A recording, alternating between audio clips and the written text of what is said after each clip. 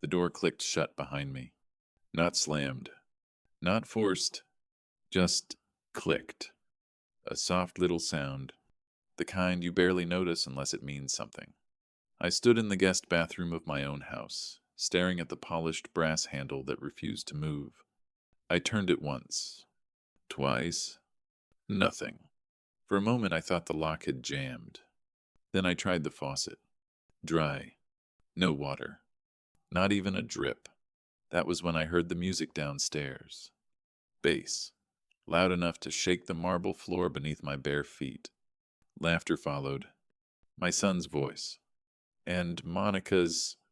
They were hosting a party. While I was locked in a room with no water. No phone. No way out. I didn't panic at first. I knocked on the door. "Brandon?" I called. No answer. So I knocked harder. Then I heard footsteps. High heels stopped right outside the door. Monica. Relief washed through me. "Monica," I said.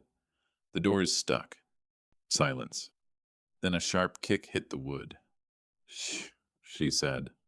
Her voice was clear through the door. "Don't ruin the party." Her heels clicked away. And in that moment, lying on the cold marble floor, something inside me became very, very calm. My name is Edward Halstead. I'm 69 years old, and my son left me in that bathroom for 4 days. He thought I would die quietly. What he didn't know was that the house he was partying in was never his. The first thing dehydration does is make you forget time. Hours blur into something shapeless. Your throat becomes a desert. Your tongue sticks to the roof of your mouth. By the second day, I stopped knocking on the door. Not because I gave up, because I realized something important. The water hadn't been turned off accidentally. Someone had shut the valve outside, which meant the lock wasn't the real prison. The decision was, downstairs, the music kept coming and going. Glasses clinked. Laughter echoed through the vents. Every now and then I heard Brandon's voice floating up through the house like he was the king of some glittering empire. The empire I built, that thought sat with me in the dark. You may recognize that feeling. When someone forgets who carried them. When gratitude slowly rots into entitlement. I leaned my head against the cool marble wall. 4 days earlier, Brandon had asked me to move into the guest suite temporarily. "Just until the renovation's done," he said. Renovation. That was the word he used.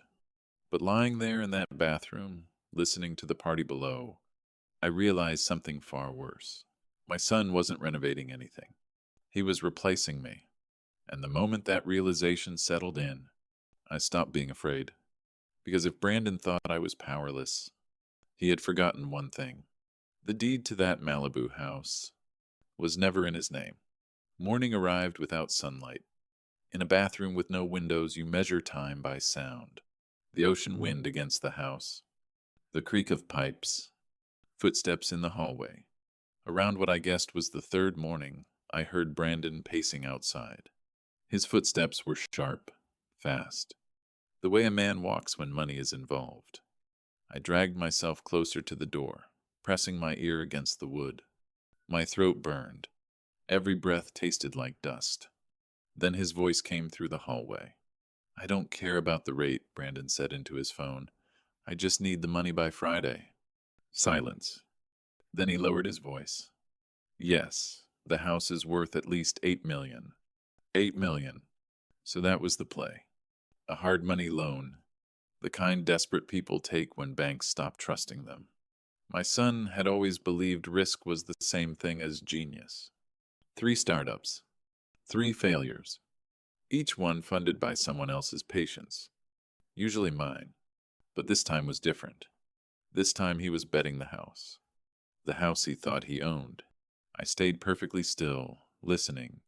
Because when a desperate man starts explaining himself, the truth usually slips out.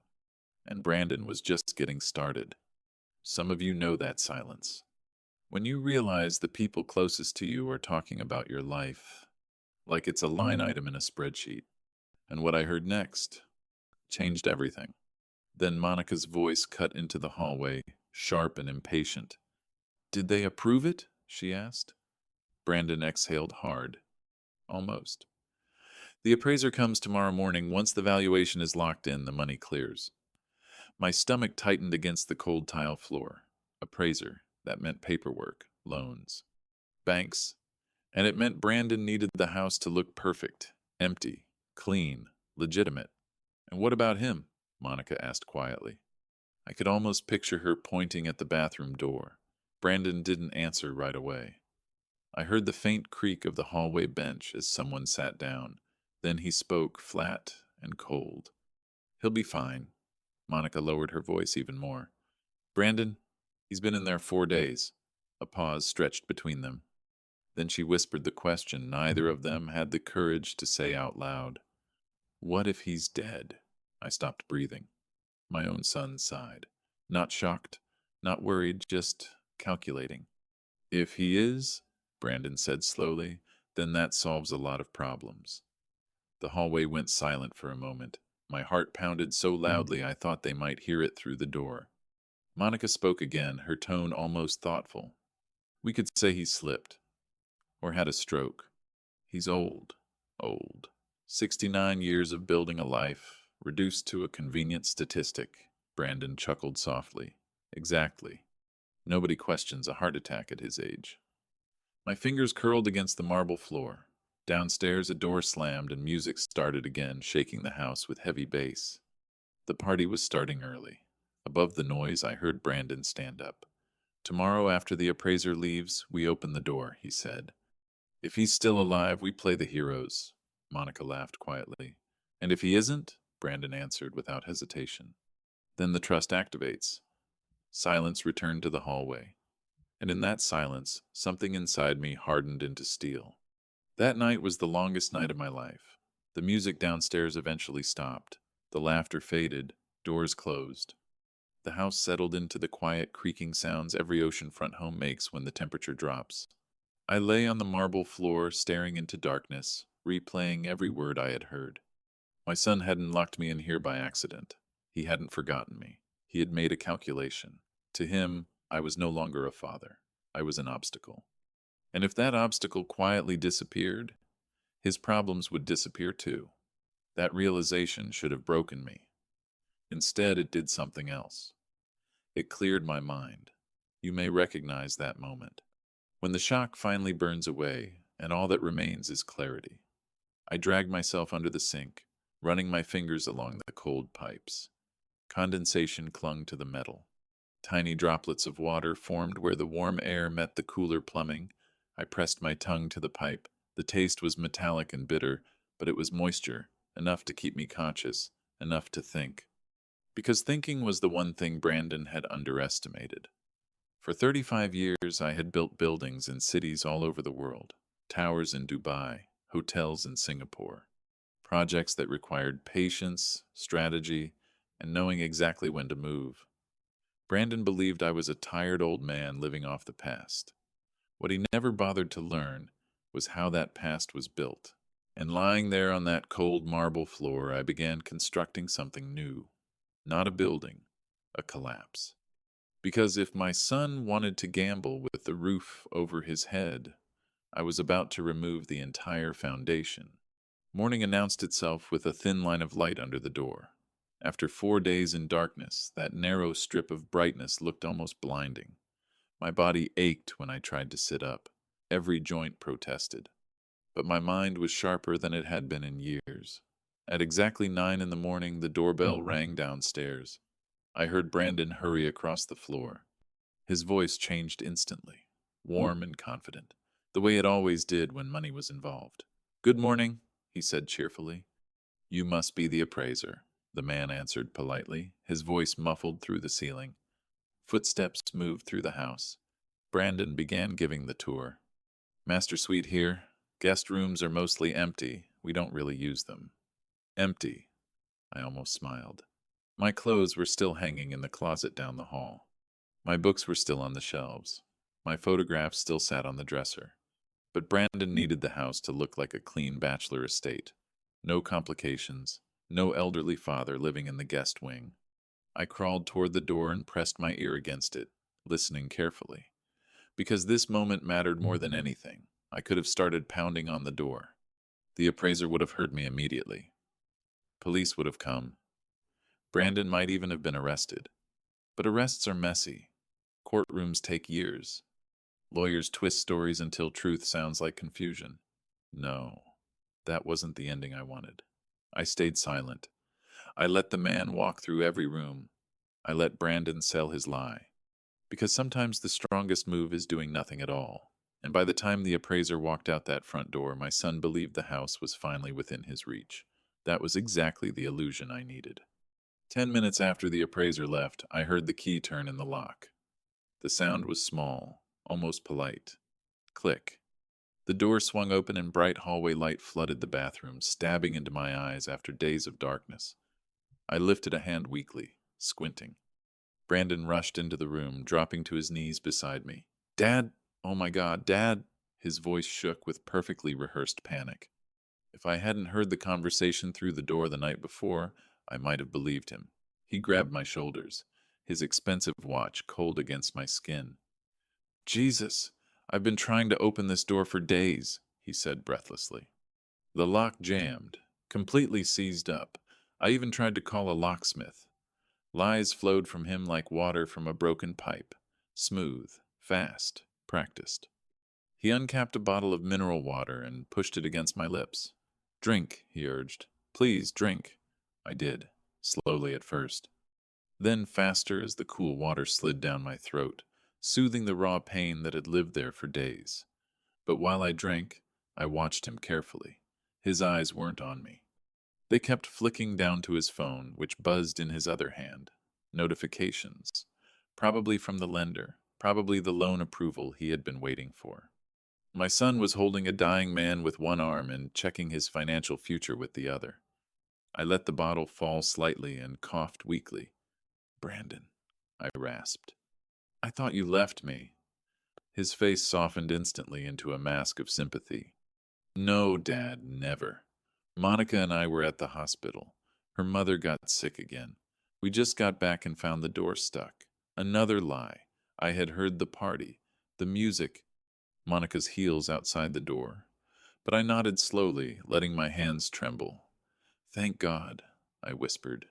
I was so scared. And just like that, Brandon relaxed. He thought the dehydration had broken me. He thought I believed him. That was exactly what I needed him to think. He helped me to my feet slowly, like I might crumble if he moved too fast. I leaned heavily against him, letting my full weight sag into his shoulder. Brandon grunted slightly, surprised by how difficult it was to carry what he assumed was a helpless old man. We stepped out into the hallway together. The house smelled like expensive perfume and leftover champagne. Evidence of the party from the night before still lingered everywhere. At the top of the stairs stood Monica, wrapped in a silk robe, holding a coffee mug in one hand. When she saw me walking, her expression didn't show relief. It showed disappointment. For just a moment, the mask slipped. Then it snapped back into place. "Victor," she said sweetly, pressing a hand to her chest. "You poor thing. That must have been terrifying." Her voice dripped with sympathy, but her eyes scanned my face carefully, measuring how much damage 4 days without water had done. Brandon tightened his grip on my arm. "He's fine," he said quickly. "Just dehydrated." A little confused. Confused. I kept my head lowered, pretending to struggle with every step. We passed the master bedroom on the way to my room. The door stood open. Inside, papers were spread across the dresser. Loan documents. Appraisal reports. Signatures waiting to happen. Brandon followed my gaze and casually stepped in front of the doorway, blocking the view. "Let's get you to bed," he said gently. "You need to rest." I nodded weakly. "Thank you, son." The word tasted strange in my mouth. He guided me into my bedroom and helped me lie down, pulling the blanket up to my chest like I was fragile porcelain.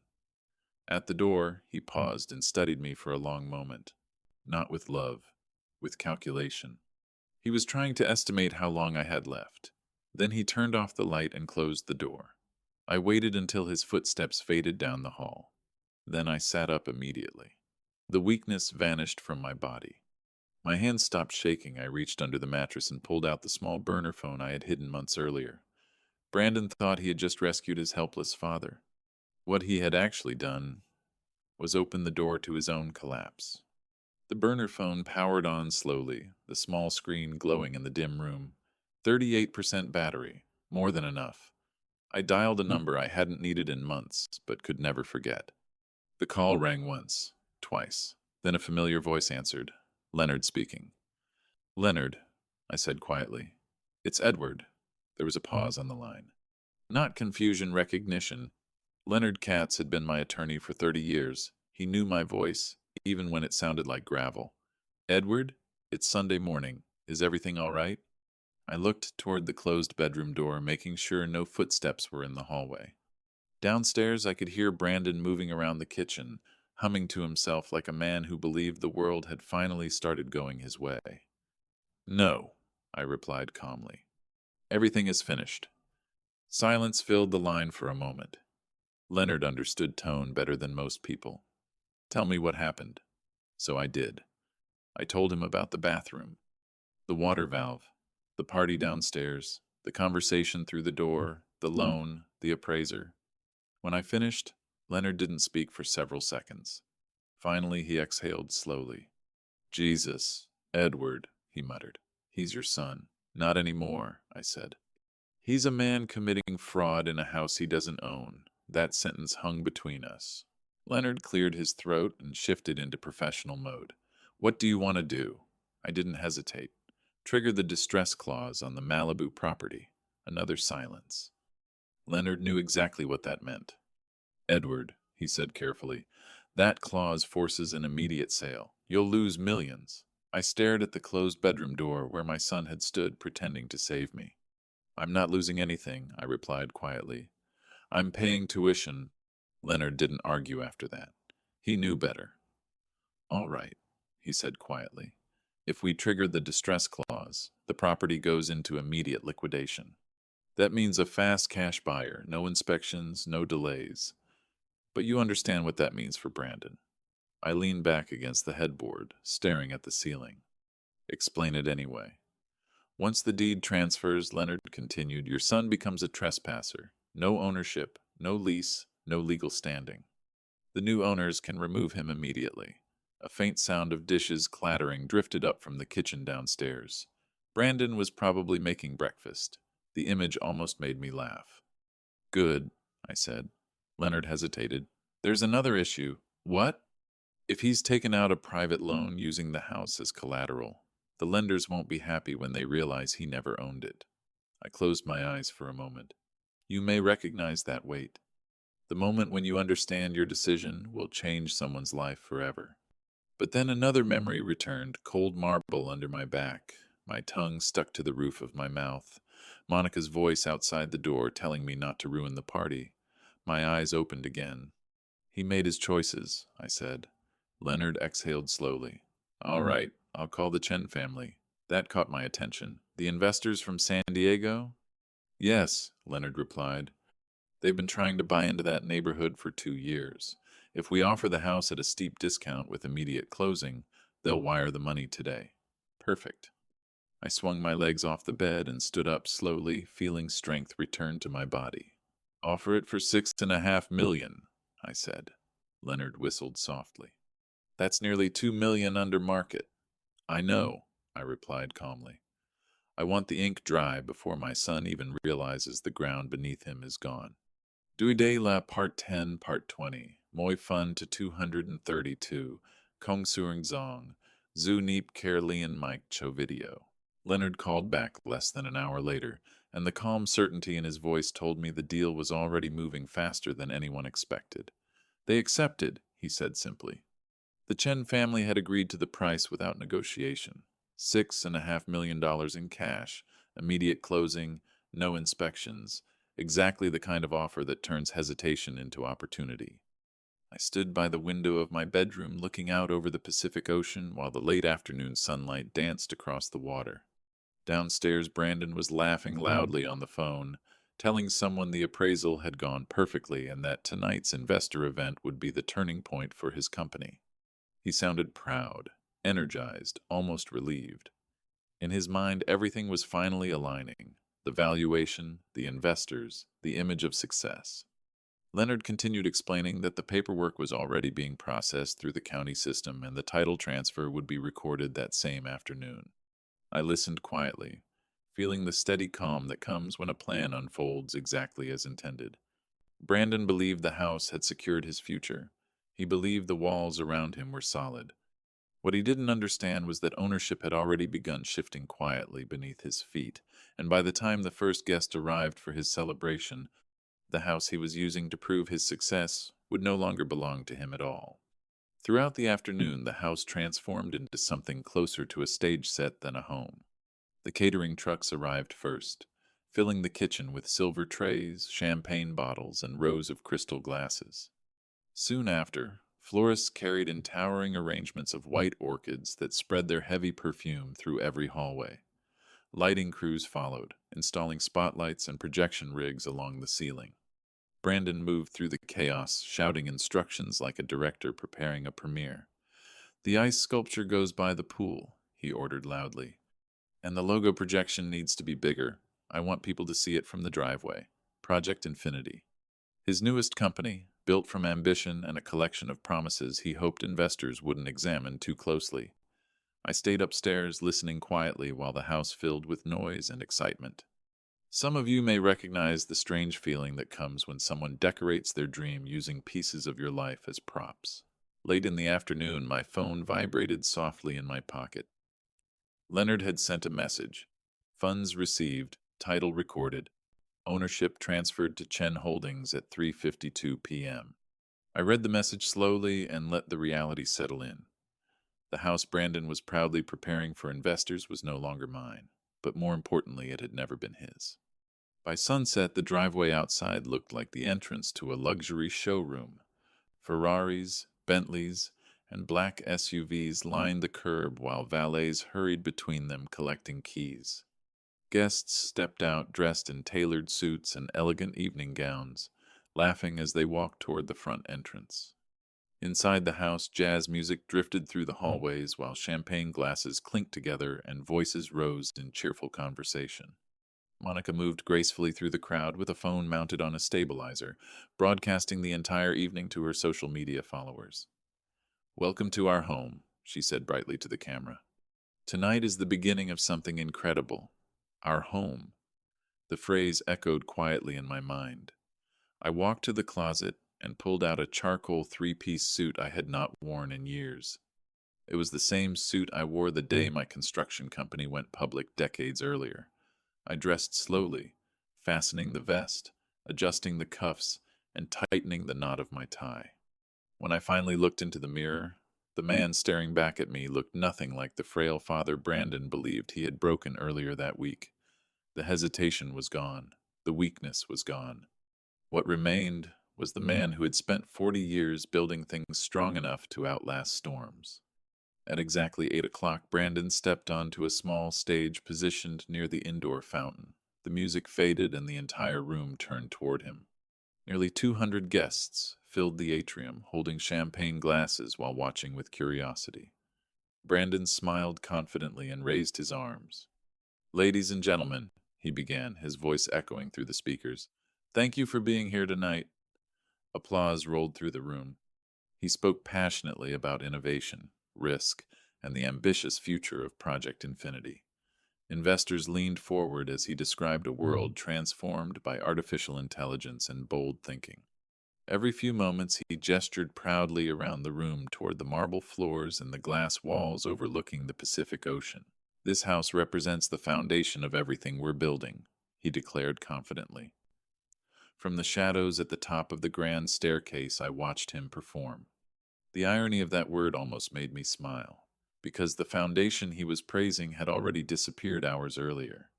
Brandon continued speaking with growing excitement, completely unaware that the stage beneath his success story had already begun collapsing piece by piece.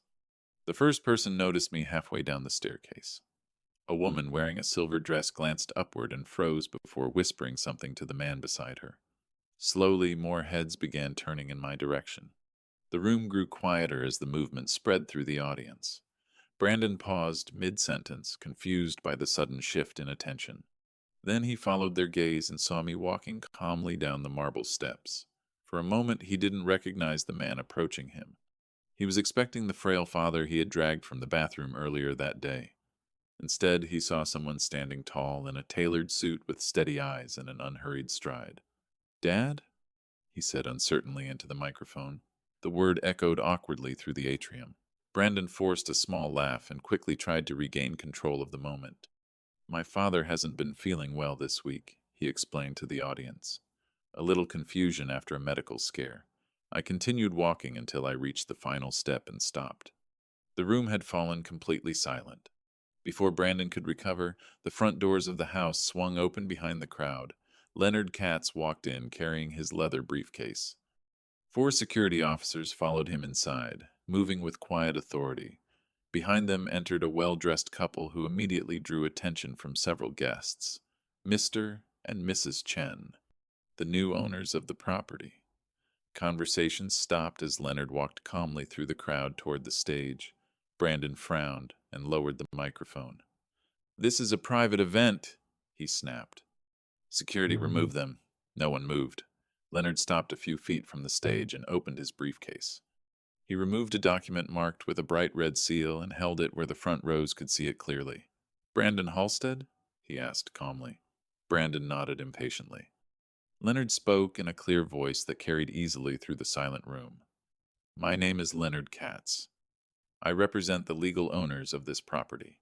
A ripple of murmurs spread through the audience as Brandon laughed nervously. "You're mistaken," he replied quickly. "I am the owner." Leonard didn't react. "This property was sold earlier today at 3:52 p.m., he said calmly. "Ownership has been transferred to Chen Holdings." The words seemed to pull the air out of the room. Several guests gasped quietly. Brandon slowly turned toward me, disbelief spreading across his face. "You sold the house?" he whispered. I nodded once. Around us, investors exchanged uneasy glances and began pulling out their phones. When large amounts of money are involved, people recognize the truth very quickly. The celebration that filled the room minutes earlier had already begun dissolving into suspicion and confusion. The mood of the party changed instantly. Conversations broke into urgent whispers as people tried to understand what had just happened. One investor stepped forward and looked directly at Brandon. "You told us this property belonged to you?" he said sharply. Brandon struggled to respond. "There must be some misunderstanding," he insisted weakly. But the illusion had already cracked. Guests near the back of the room quietly began moving toward the exits. Others stayed only because they sensed they were witnessing something extraordinary. Monica stood near the bar, with her phone lowered, the live stream forgotten entirely as the reality of the situation slowly reached her. Mr. Chen stepped forward slowly, studying the house with the calm attention of someone inspecting a valuable purchase. He looked at the marble floors, the glass walls overlooking the Pacific, and the towering arrangements of orchids that filled the room. "Beautiful property," he said politely, his voice steady and composed. "My wife and I have been hoping to find a place like this for some time." His wife stood beside him, quietly observing the crowd that had gathered for a celebration which now clearly belonged to someone else. Security officers began guiding guests toward the exits with calm efficiency, while murmurs spread through the room like ripples across water. Some investors left quickly, embarrassed by the situation. Others stayed just long enough to watch what would happen next. Brandon suddenly grabbed my arm, his fingers tightening around my sleeve. The confidence that had filled his voice earlier was gone. "Dad, please," he whispered urgently. "We can fix this. Just tell them it's a misunderstanding." I looked down at his hand and gently removed it from my arm. For the first time that night, he truly looked afraid. Some of you know that moment when someone realizes they misunderstood a person completely. Brandon had mistaken patience for weakness for most of his life. Tonight, he was finally discovering the difference between the two. "You locked me in a bathroom," I said quietly. The people closest to us heard the words immediately, and their expressions shifted from curiosity to disbelief. Brandon froze where he stood. Monica's face drained of color as she stared at me, unable to look away. I took a small step closer to my son so that everyone near the stage could hear clearly. 4 days, I continued calmly. no water, no food, while you were downstairs hosting parties and drinking champagne. A wave of whispers spread through the crowd as the meaning of my words reached them. Investors who had admired Brandon only minutes earlier now looked at him with open suspicion. One man shook his head slowly. Another woman lowered her glass and stepped away from the stage. Brandon tried to speak, but his mouth opened and closed without producing a single explanation. He had built his reputation on confidence, on the ability to talk his way through every obstacle. But this was different. I leaned closer to him so only he could hear my final sentence. You forgot who built the roof over your head. His shoulders sagged as the reality of the moment settled over him. I turned away before Brandon could respond. Behind me, the party dissolved into confusion as guests hurried toward the exits, their conversations sharp and hurried. The celebration that had filled the house earlier now sounded like the quiet panic of people realizing they had witnessed something they would talk about for years. Leonard was already speaking with the Chen family near the entrance, while security officers finished clearing the remaining guests from the room. Brandon called my name somewhere behind me, his voice echoing through the hall, but I kept walking without looking back. The cool ocean wind met my face the moment I stepped outside. My car waited at the curb with the engine running, the headlights glowing softly in the darkness. For a moment I paused and looked back at the house, standing bright against the night sky. The same house my son had believed guaranteed his future. Sometimes justice is not loud or dramatic. Sometimes it simply removes the ground beneath someone who forgot where they came from. Then it walks away quietly, leaving them alone with the consequences of their choices while the rest of the world moves on without them.